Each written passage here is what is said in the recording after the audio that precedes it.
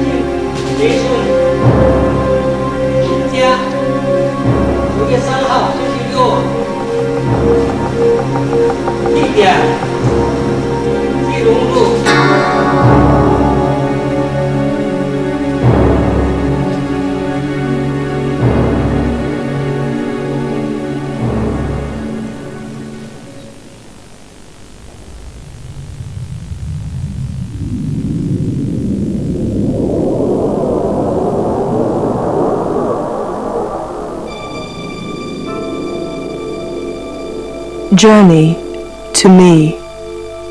I am the real center of gravity of your entire universe. The energy behind the forces of evolution. That shaped you. The mind who gave you reason. So that you can better your world through science and technology. Journey to me. I am the cosmic ground of being. And the foundation of all truth and love.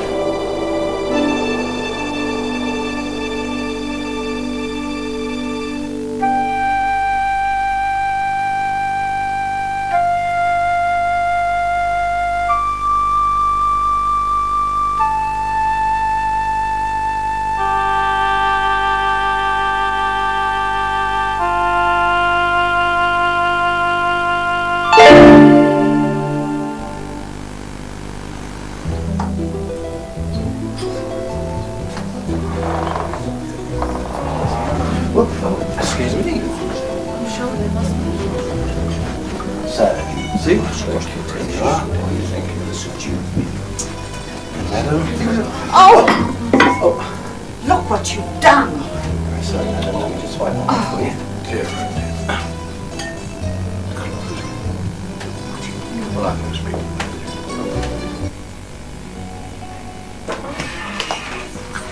Martin is my name. To make ends meet, I've signed up for all kinds of jobs. But what I like doing best is dancing.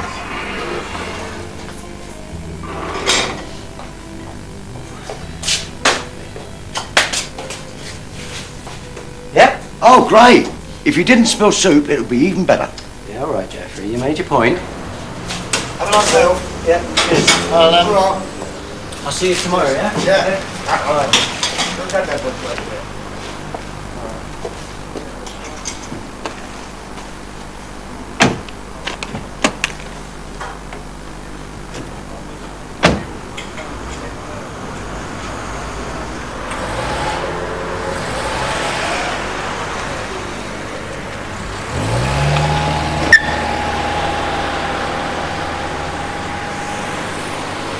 Life has always been a mystery to me. I would have loved to have just had fun and enjoy things. Instead, I spent most of my time running from one place to the other. I'd been married for 1 year, but it ended in disaster. My wife took an overdose of drugs, leaving me with the baby Denise, whom my mum looked after during the day. I loved Denise. Yes.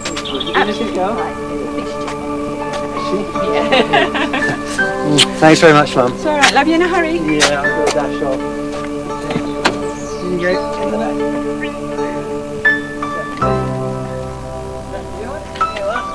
Okay. Take care, I'll honey. see you tomorrow. Yes.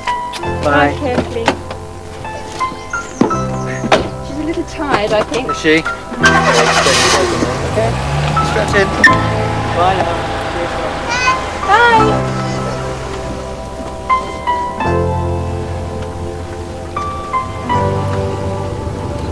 Right in the back there. Right.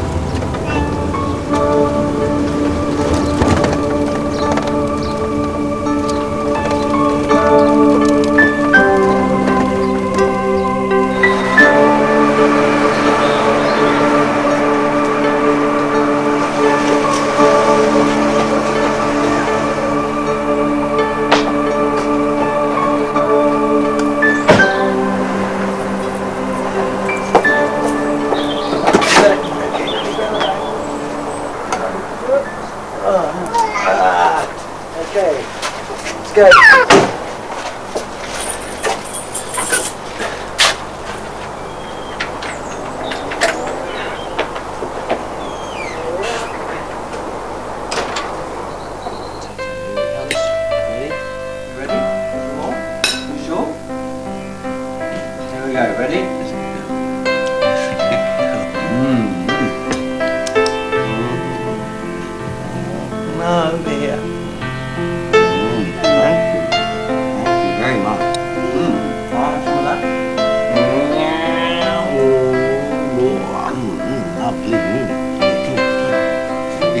I love Denise. I wouldn't be able to live without her. I really wanted to be a good father to her. When she's older, and I'm gone, I want her to be able to have happy memories of our time together. Have you eaten that this time?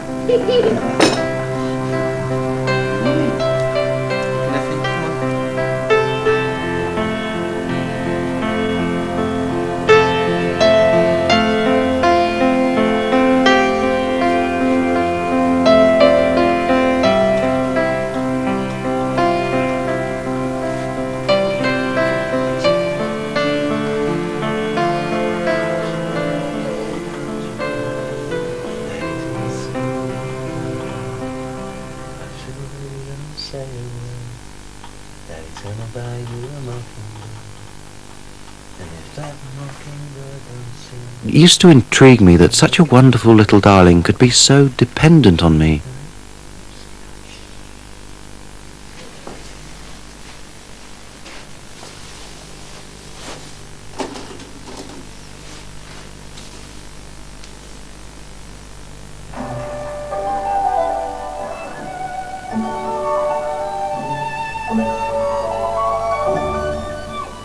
I've done all kinds of jobs, but I'd really set my mind on becoming a professional dancer. I was a good amateur, but I couldn't get an agent to represent me.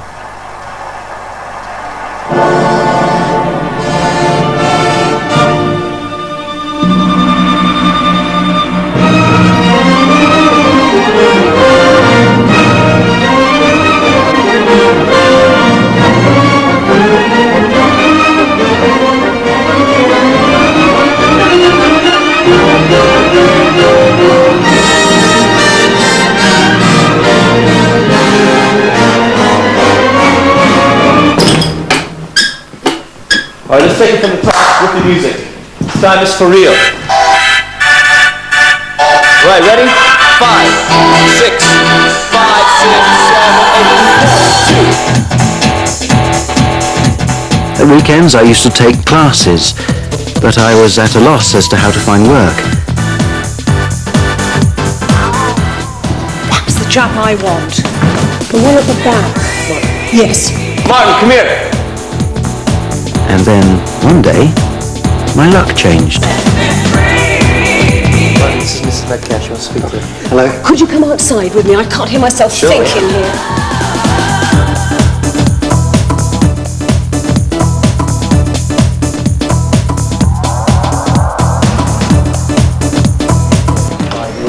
I really enjoyed that. I thought it was excellent. Thanks very much. I'm art lecturer in St Luke's College. We need a male dancer for a special performance. Oh, I see. Let's walk. St. Luke's is organising Golden Jubilee celebrations. With a group of students from the college, I'm preparing a dance as part of a public performance. The main part needs a trained dancer. Well, what dance are you putting on? We're dancing the story of creation, and I want you to be God.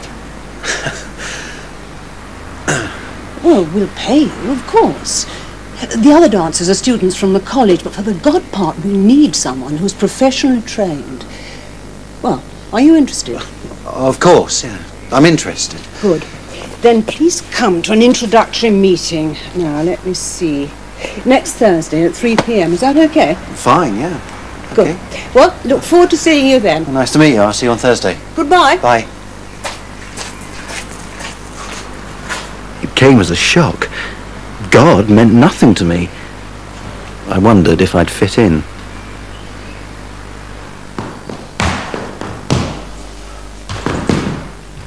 Martin, how you doing? All right. Listen, I've been thinking. I mean, this could be your big break. If you do well, you'll get good press, which will help get you an agent. Why are you so hesitant? You can do this. I don't believe in God. You always tell us to be authentic in what we dance, but how can I be if I don't understand or believe in the person I'm supposed to be representing? That's just something you got to figure out for yourself. Come on, let's do this again. You're gonna hit on one, okay? 1, 2, 3, 4, 5, 6, 7, 8. 1, 2, 3, 4, 5, 6. Good. Come on, let's go for a coffee. All right. That's enough.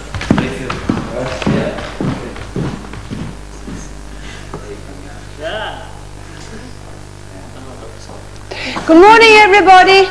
Could you gather round, please? Nice to see you, Martin.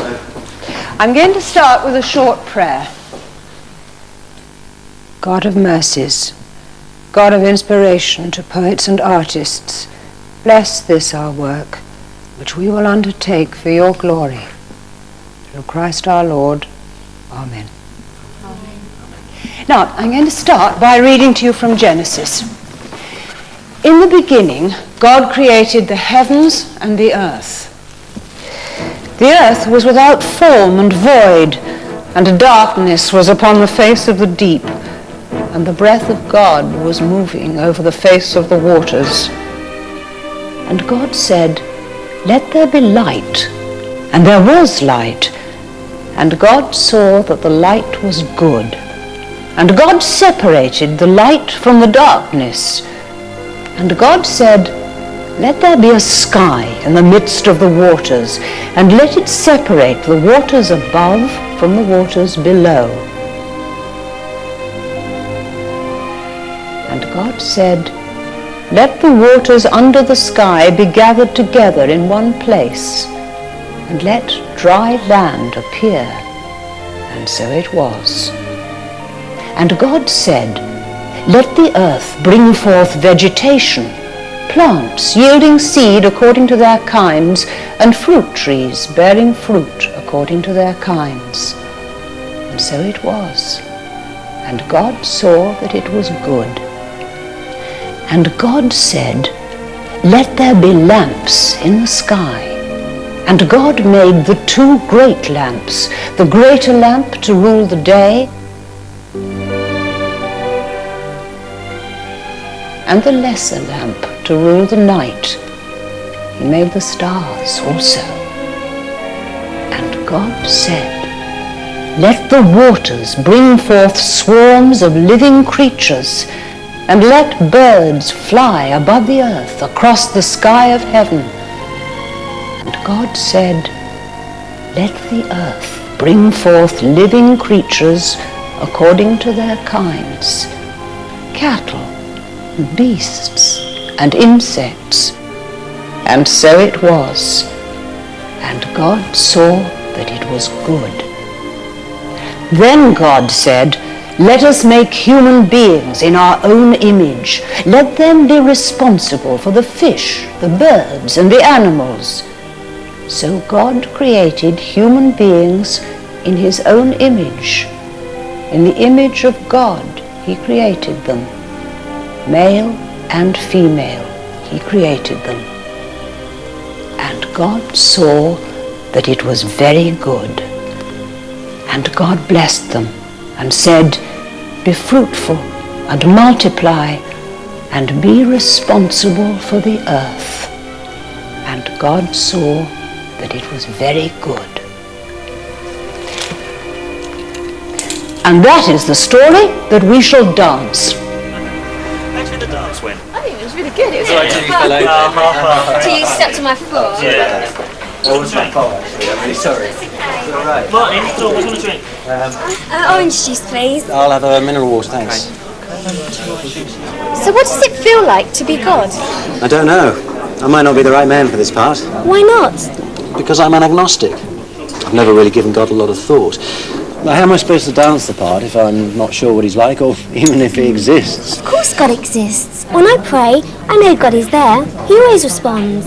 I can understand Martin's doubts. The creation story of the Bible is not scientific. If you study what nature tells us about the origin of the universe and the origin of life, you will see we don't really need a God. She began to trace back evolution till the beginning of time. All animals, including ourselves, evolved from ancestor species that populated the land hundreds of millions of years ago, she said. All life on land, whether plants or animals, originally came from the sea.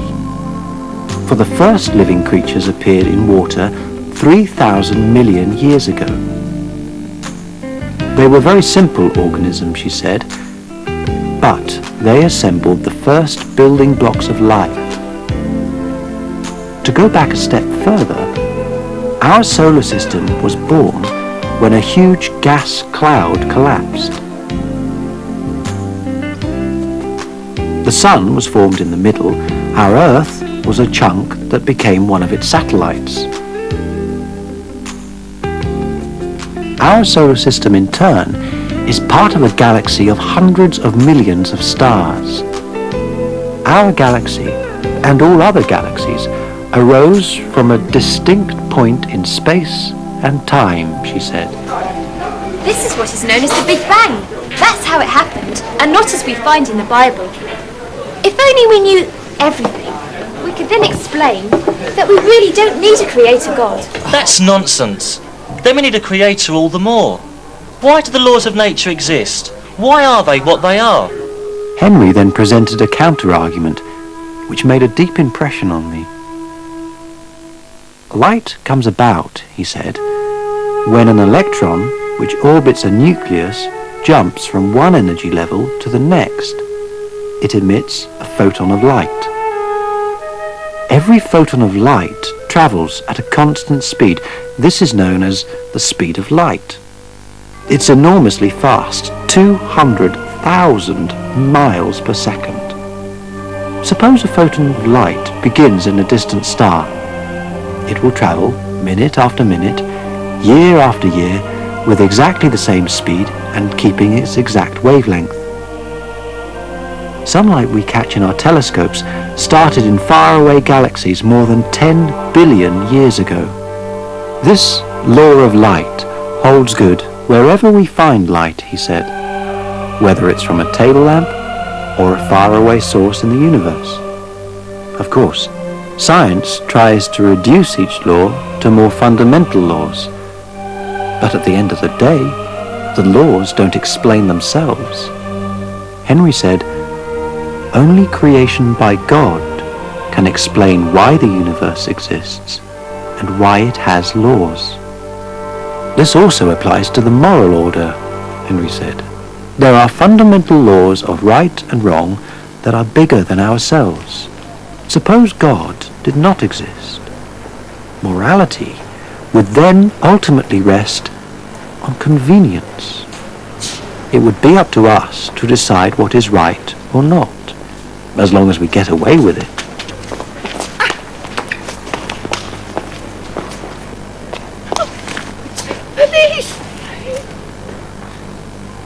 But where does this law of nature come from? By acknowledging the objective laws of good and evil, we're actually acknowledging God, who made things what they are. If consciousness is the voice of God, he's telling me to get going or I'll be late. Well, I'll see you tomorrow, Henry. Rachel. Bye. Dawn. All right. See you later. Bye. Run, photon, run, racing the web of light you've spun, 200,000 miles of fun per second. Run, photon, run, racing the web of light you've spun, 200,000 miles of fun per second.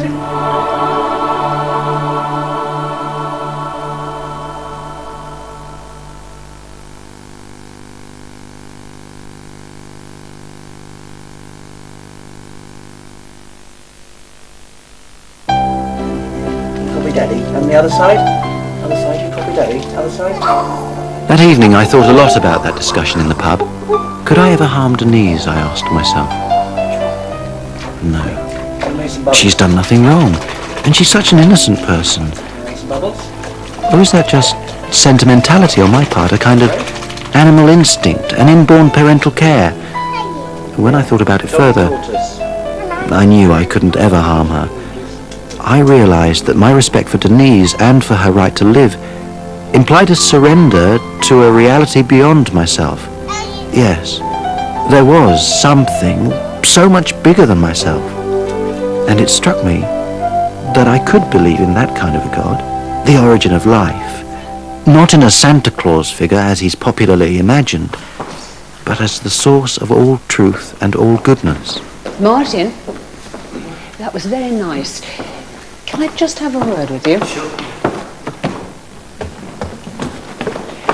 Martin, it's all going fine right up until that last sequence, but there's something wrong with the interpretation of light, and I can't put my finger on it. Yeah, well, I've actually been thinking about that piece because the other day I was in your office and I saw this book and it has these photographs of DNA.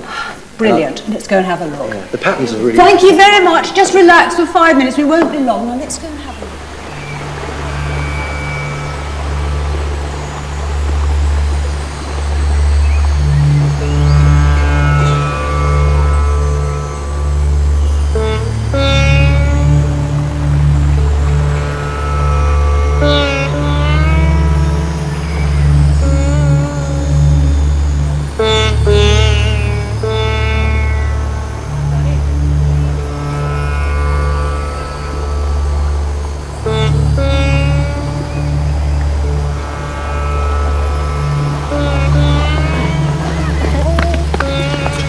What's he doing? What are you doing? I'm dancing golf. Hey, you know you're dancing that, Raj. Let's go, come on.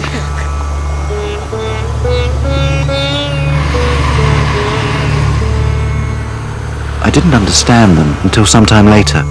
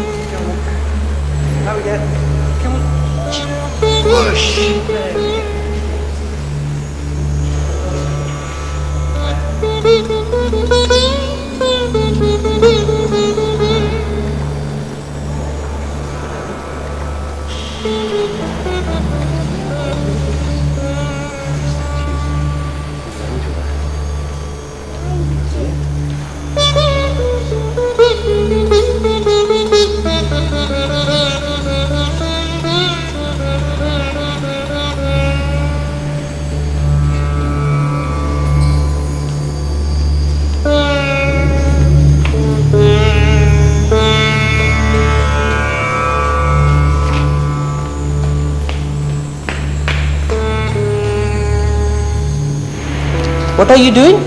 I'm imitating Nataraj. You know who Nataraj is? Not really, no. This is Nataraj. It shows God in a cosmic dance. He is the creative force in all movement. What does this hand mean? This gesture means he protects us. These flames means the suffering and death God sends us. This foot shows he's present on earth, but the other foot that he's different from us. Thanks.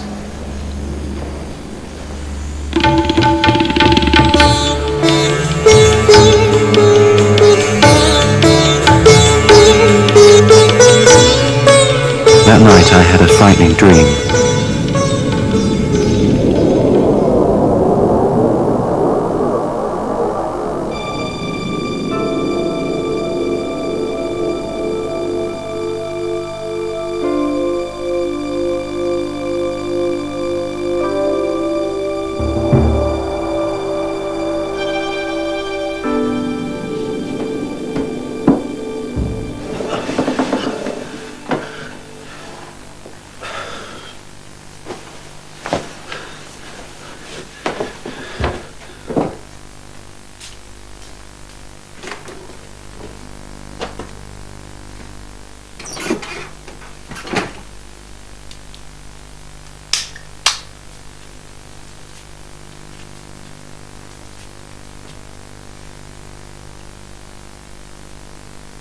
I'm going mad with all this religion, I thought.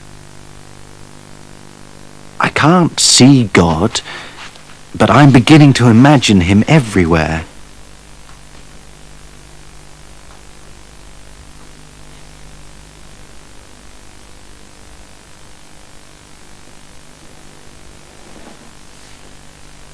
And I made up my mind to put a stop to such nonsense.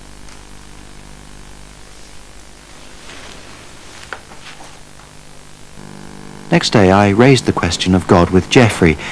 I knew he was a sensible man, in spite of his acting the clown. So what's your problem with God then? Well, if there is a God, how am I supposed to know? Have you ever seen God? No, but, well, in the fact of our existence, we feel the weight of God's support. Okay. Not clear?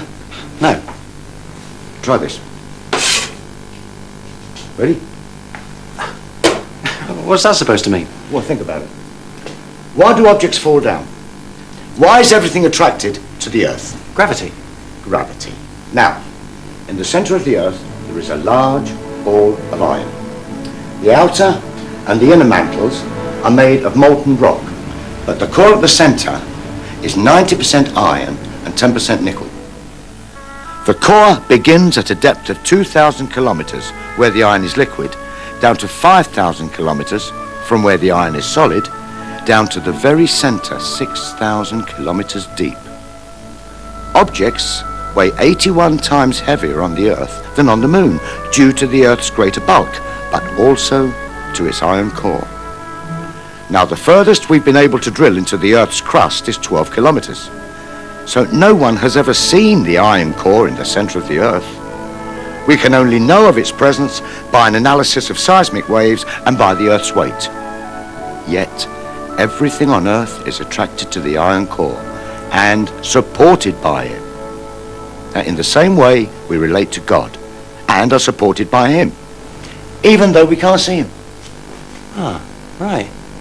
Well, thanks very much, Geoffrey. You're very welcome. Hey, I'll send you a bill for the lecture in due course. It's all right.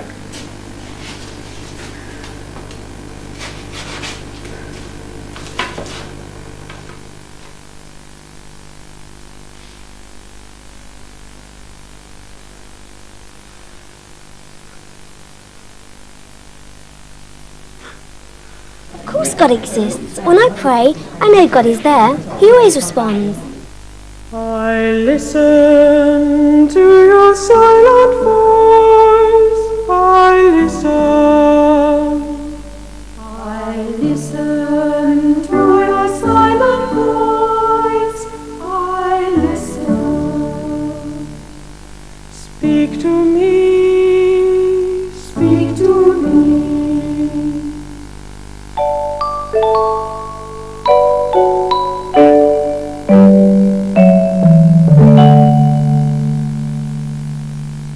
I listen to your silent voice. I listen. By acknowledging the objective laws of good and evil, we're actually acknowledging God, who made things what they are. That's just something you got to figure out for yourself. In the fact of our existence, we feel the weight of God's support.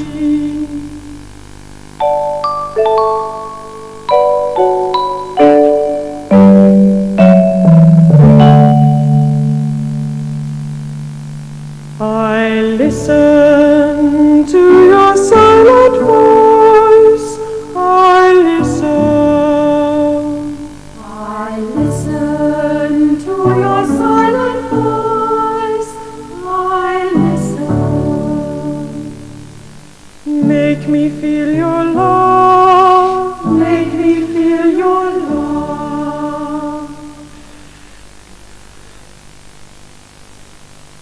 And then it happened. I knew I was in contact with God. I can't describe the event, but it overwhelmed me. It has changed my whole perception of life.